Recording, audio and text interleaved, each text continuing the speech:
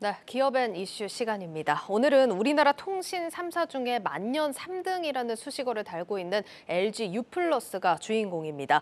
이 점유율 법칙이라고 불릴 만큼 이 유통업계에서는 3사의 구도가 명확한 시장인데요. 최근에 이 흐름에 변화가 생겼다고 해서 준비를 해봤습니다. 산업부 양현주 기자와 사안 짚어보도록 하겠습니다.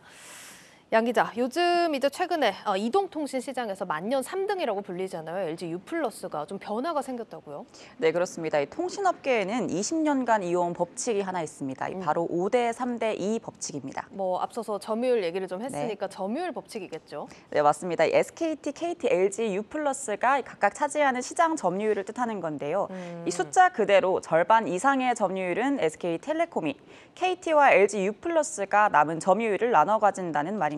예. 2000년대 초반부터 20년간 지속되어 온 점유율 비율이니 일종의 불문율처럼 자리 잡게 됐습니다. 이 아이폰이 국내에 첫 도입됐을 당시 3G 사업권을 갖지 못했던 LG U+가 이 점유율을 17%까지 떨어뜨린 시기를 제외하면 말이죠. 그런데 최근 이 법칙이 무너지기 시작했습니다. 오늘 주제가 LG U+다 보니까 LG U+ 점유율이 좀 높아지나 봅니다. 네, 맞습니다. LG U+의 가입자 수가 가파르게 증가를 하고 있는 건데요. 이 지난 10년간 SKT와 KT가 각각 연평균 2%, 1%의 성장률을 보인 반면 이 같은 기간 LG U+는 연평균 4%씩 오르며 무섭게 추격해왔습니다. 예. 그 결과 보시는 것처럼 올해 1분기 기준 알뜰폰을 제외한 점유율이 SKT 41%, KT 23%, LG U+가 21%로 나타납니다. 예. 이 5대 3대 2가 깨지고 거의 4대 2대 2의 구조가 되는 그렇네요. 거죠. 1, 2위 사업자들과 LG U+ 사이의 격차가 줄어든 모습입니다. 그러니까 20년 넘게 이어온 이 점유율 법칙이 무너진 상황이라는 건데 생각을 해보면 LG가 뭐 엄청난 사업을 냈다거나 하는 기억은 없거든요. 근데 왜 이런 현상이 발생한 걸까요? 사실 LG U+가 이렇게 점유율을 높일 수 있었던 건 SKT와 KT가 이를 어느 정도 용인한 부분도 있습니다. 이 자금력에 우위가 있는 통신사들이 보조금을 뿌리는 등 마케팅을 강화하면 이 점유율을 다시 가져올 수도 있겠죠. 예. 하지만 지난 20년 동안 보조금 지급, 결합 상품 판매 등을 진행하면서 이 통사들 사이에서도 출혈 경쟁이 도움이 되지 않는다는 결론에 도달을 한 겁니다. 이 보조금은 보조금대로 지급을 하고 과징금 폭탄을 맞다 보니 오히려 적정 점유율을 유지하자는 암묵적 합의가 이뤄진 거죠. 이런 상황에서 이 LG U+는 비교적 저렴한 요금제로 가입자를 확대해 나가고 있는 겁니다. 또 하나의 이유는 1, 2등 기업인 SKT, KT가 탈통신, 즉 미래 사업으로 무게 중심을 이동하고 있다는 겁니다. 이 통신업 자체가 성장 사업이 아니다 보니 1, 2위 사업자 입장에선 현재 통신 점유율 수준에서 신사업 확장을 주도하는 게 오히려 출혈 경쟁보다 이득인 거죠. 예, 지금 뭐 표에서도 나오고 있지만 디지코 KT 같은 경우는 이 탈통신 사업을 추진한다라는 보도는 또 양 기자가 직접 전해주신 적도 있고 그러니까 정리를 해보면 이제 1, 2등 사업자가 미래 산업으로 진출을 하고 3위 산업자가 이제 1, 2위의 점유율을 좀 먹었다 이렇게 봐도 되는 건가요?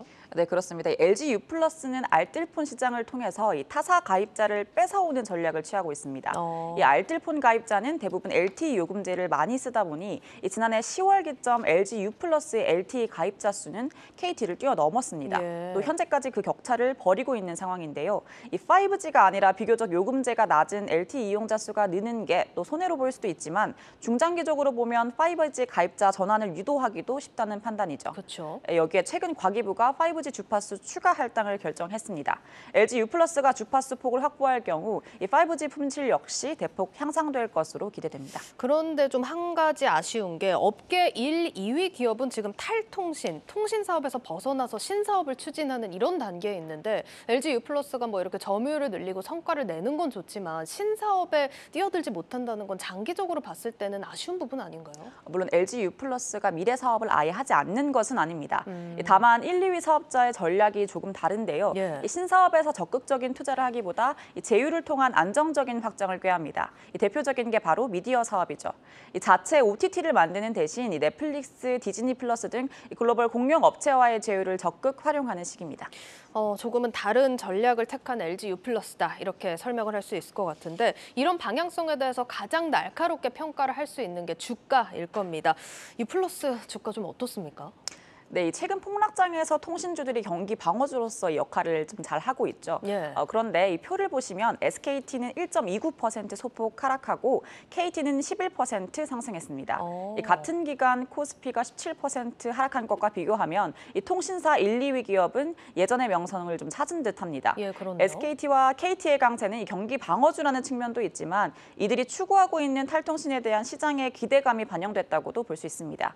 그런데 현재 SKT는 AI, 도심 항공 모빌리티에 또 KT는 클라우드 인터넷 데이터 센터 등 신사업 분야에 집중 투자를 하고 있죠, 실제로. 예. 특히 KT의 경우 신사업 분야를 디지코로 명확하게 구분해서 새로운 먹거리로 성장하겠다는 의지를 보여주고 있는데요. 그 결과 신사업 매출 비중이 지난 2019년 1분기 37%에서 올해 1분기 41%로 늘어나는 등 이 탈통신 분야에서 명확한 성과를 보이며 가장 높은 주가 상승률을 기록했습니다. 반면 LG U+ 주가를 보면요, 같은 기간 12% 하락했습니다. 이 코스피 하락폭이 17%보다 나은 편이지만 SKT, KT와 비교하면 아쉬운 성적이긴 하죠.